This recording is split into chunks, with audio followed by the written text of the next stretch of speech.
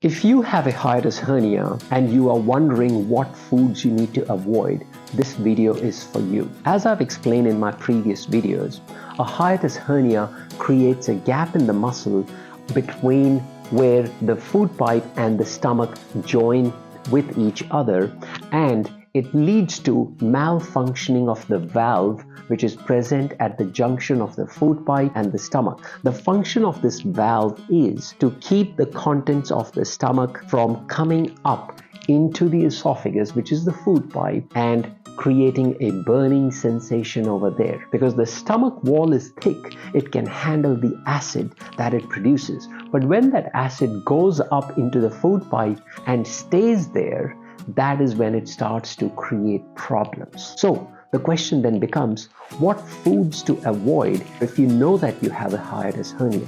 Well, a lot of people think that the only foods they need to avoid are citrusy, acidic kind of foods. Well, that is only half the truth. The fact of the matter is that any food that sits for a longer duration of time in the stomach, such as cheesy, greasy foods, meats, also breads, especially those breads which are sandwich breads, which have not been toasted, they tend to form like a doughy mass, and they tend to stick and cause a kind of a partial blockage of that area. Some people even find rice that tends to stick at the point in the lower chest. That's where they feel the sensation.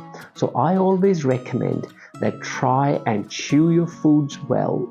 Use the assistance of some warm liquids such as teas, fruit teas, or warm water as well is pretty good in order to assist the passage of food down your gullet.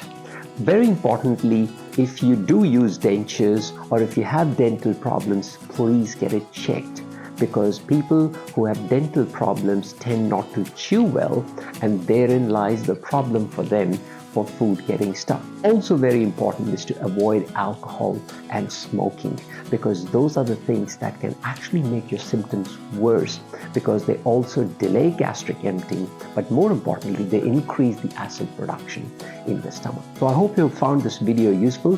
If you did, do subscribe to my channel to stay in touch.